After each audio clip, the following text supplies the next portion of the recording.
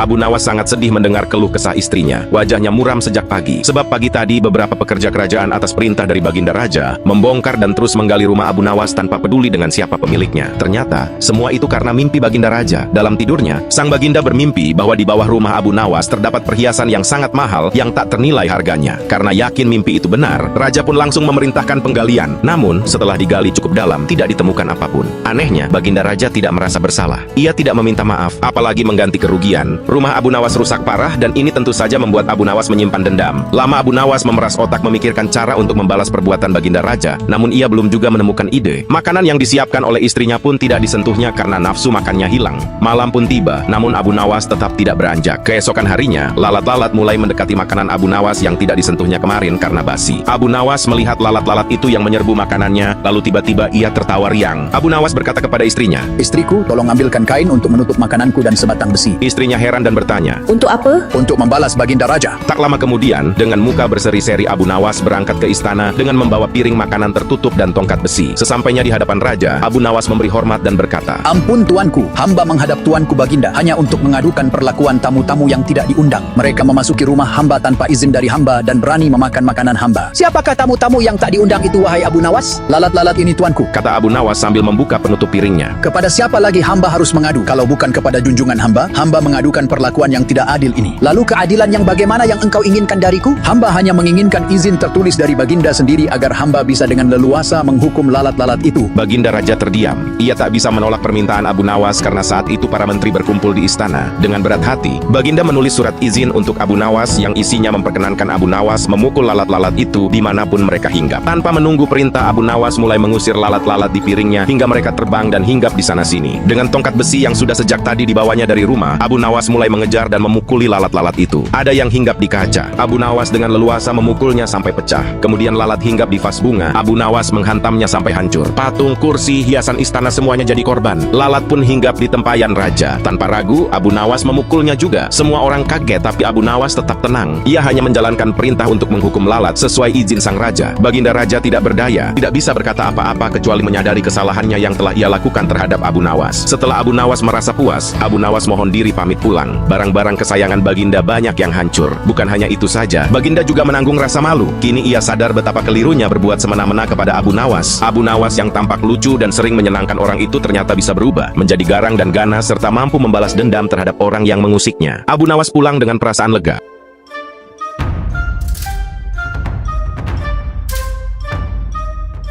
Sejak Abu Nawas menghancurkan barang-barang di istana, dan perbuatannya itu diizinkan oleh Baginda Raja sendiri, Baginda mulai memendam dendam. Ia ingin menangkap Abu Nawas dan menjebloskannya ke dalam penjara. Sudah menjadi hukum, bagi siapapun yang tidak bisa menjalankan titah, Baginda pasti akan dihukum. Baginda pun mencari cara licik. Baginda tahu satu kelemahan Abu Nawas, ia takut dengan beruang. Suatu hari Baginda memerintahkan prajuritnya menjemput Abu Nawas. Ia diminta agar ikut bergabung dengan rombongan Baginda Raja untuk berburu beruang ke hutan. Abu Nawas merasa takut dan gemetar, tetapi ia tidak berani menolak perintah Baginda. Baginda Raja dan pengawalnya sudah memprediksi bahwa hari-hari berburu akan dilalui dengan guyuran hujan deras. Dan benar saja di perjalanan menuju hutan, cuaca tiba-tiba berubah. Awalnya cerah menjadi mendung. Baginda memanggil Abu Nawas dan Abu Nawas pun dengan penuh hormat mendekati Baginda. Tahukah engkau mengapa aku memanggilmu? Tanya Baginda. "Ampun tuanku, hamba belum tahu." Jawab Abu Nawas. Kau pasti tahu bahwa sebentar lagi akan turun hujan. Hutan masih jauh dari sini. Kau aku beri kuda yang lambat, sedangkan aku dan pengawal-pengawalku akan menunggang kuda yang cepat. Nanti pada waktu makan siang kita berkumpul di tempat peristirahatanku. Bila hujan turun, kita harus menghindarinya dengan cara kita masing-masing agar pakaian kita tetap kering. Sekarang kita berpencar. Setelah Baginda menjelaskan, Baginda dan rombongan mulai bergerak. Abu Nawas tahu bahwa Baginda sedang menjebaknya. Ia harus berpikir cepat mencari akal. Ketika Abu Nawas sedang berpikir, tiba-tiba hujan pun turun. Ketika hujan turun, Baginda dan rombongannya segera memacu kuda untuk mencari tempat berlindung terdekat. Tetapi karena derasnya hujan, Baginda dan pengawalnya basah kuyup. Saat makan siang, Baginda dan pengawalnya sampai di tempat peristirahatan. Belum sempat baju mereka kering, tiba-tiba Abu Nawas datang menunggang kuda yang lambat. Baginda dan para pengawalnya melihat Abu Nawas keheranan karena baju Abu Nawas tidak basah. Padahal kuda Abu Nawas sangat lambat dan tidak mungkin pergi berteduh dengan cepat. Hari pun berlalu dan pada hari kedua, Baginda membalik strategi. Kali ini Abu Nawas diberi kuda cepat, sementara Baginda dan para pengawal justru naik kuda yang lambat. Setelah Abu Nawas dan rombongan kerajaan berpencar, hujan pun turun seperti kemarin. Malah hujan hari ini lebih deras. Baginda dan pengawalnya basah kuyup lagi karena kudanya tidak bisa berlari kencang. Saat tiba di tempat istirahat, Abu Nawas sudah ada lebih dulu di sana dan lagi-lagi bajunya tetap kering. Abu Nawas Nawas menunggu Baginda Raja. Selang beberapa waktu Baginda dan pengawalnya tiba dengan pakaian yang basah kuyup. Melihat Abu Nawas dengan pakaiannya tetap kering, Baginda tak tahan lagi. Ia benar-benar penasaran. Terus terang bagaimana caranya menghindari hujan, wahai Abu Nawas? Tanya Baginda. Mudah tuanku yang mulia, Kata Abu Nawas sambil tersenyum. sedangkan aku dengan kuda yang cepat saja tidak sanggup mencapai tempat berteduh terdekat, apalagi dengan kuda yang lambat ini. Ampun Baginda, hamba sebenarnya tidak melarikan diri dari hujan. Tetapi begitu hujan turun, hamba secepat mungkin melepas pakaian hamba dan segera melipatnya lalu mendudukinya. Ini hamba lakukan sampai hujan berhenti. Mendengar penjelasan Abu Nawas itu, Baginda Raja diam-diam mengakui kecerdikan Abu Nawas.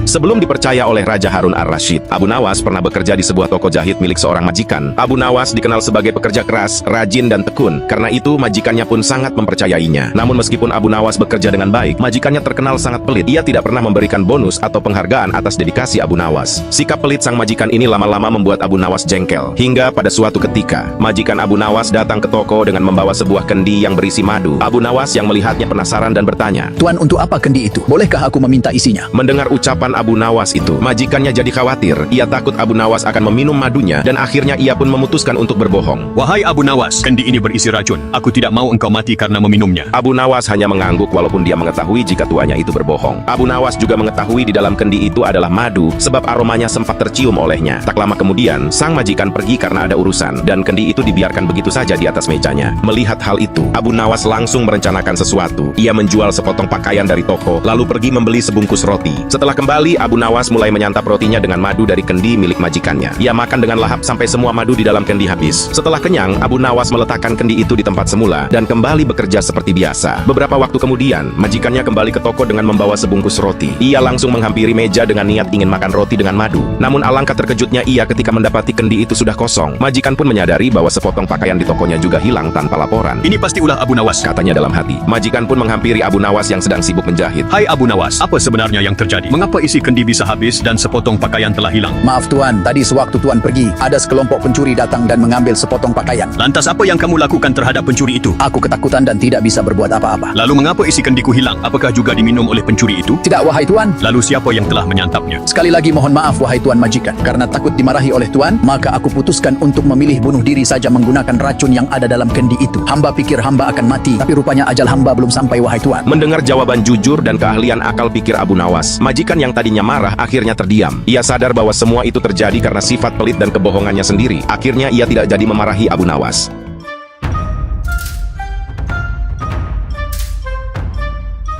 Suatu hari Harun al-Rashid memanggil Abu Nawas ke istananya untuk diberi tugas. Setelah tiba di istana, sang raja pun menyambut Abu Nawas dengan senyuman. Akhir-akhir ini aku sering merasakan perutku sakit. Kata tabib istana, aku terkena serangan angin. Kata Harun al-Rashid. Abu Nawas sedikit keheranan lalu bertanya, Ampun Baginda, apa yang bisa hamba lakukan untuk membantu yang mulia? Tangkap dan penjarakan angin itu untukku. Abu Nawas terdiam. Aku beri kau waktu 3 hari untuk menyelesaikan tugas ini. Tambah Harun al-Rashid. Abu Nawas kemudian pulang dengan membawa tugas dari Harun al-Rashid. Ia masih terdiam, mulutnya terkunci rapat tak mengeluarkan sepatah kata pun. Dalam kebingungan yang tidak habis-habis, ia belum bisa memikirkan bagaimana cara menangkap dan membuktikan bahwa itu memang benar-benar angin. Bagaimana caranya menangkap angin? Angin tidak bisa dilihat, air saja masih bisa disentuh. Tapi angin? Menurutnya, hanya anginlah satu-satunya benda aneh yang tidak berwarna dan tidak bisa dilihat seperti halnya air yang masih bisa disentuh. 2 hari berlalu, Abu Nawas belum menemukan cara untuk menangkap angin apalagi memenjarakannya. Abu Nawas hampir putus asa dan tidak bisa tidur. Ia mondar-mandir, ia memikirkan cara. Tiba-tiba ia tersadar dan berkata kepada dirinya sendiri, Bukankah jin itu juga tidak terlihat? Abu Nawas tersenyum. Ia segera menyiapkan sesuatu yang dibutuhkan dan pergi ke istana. Ia menyerahkan sebuah botol kepada Harun al-Rashid. Mana angin itu Abu Nawas? Tanya Harun al-Rashid. Ada di dalam botol ini Baginda. Jawab Abu Nawas. Benarkah? Tapi aku tidak melihat apa-apa. Ampun Baginda, angin memang tidak bisa dilihat. Jika Baginda ingin membuktikan itu angin, tutup botol itu harus dibuka terlebih dahulu. Harun al-Rashid kemudian membuka tutup botol itu. Tiba-tiba ia mencium bau busuk. Dengan marah ia berkata kepada Abu Nawas, Bau busuk apa ini Abu Nawas? Ampun Baginda, tadi hamba buang angin lalu hamba masukkan ke dalam botol itu. Karena takut angin yang hamba masukkan itu keluar, maka hamba memenjarakannya dengan menyumbat botol dan menutupnya. kata Abu Nawas dengan sangat ketakutan. Mendengar jawaban itu, Harun al-Rashid tidak jadi marah karena memang apa yang dikatakan Abu Nawas memang masuk akal. Abu Nawas pun selamat dan Harun al-Rashid memberinya hadiah.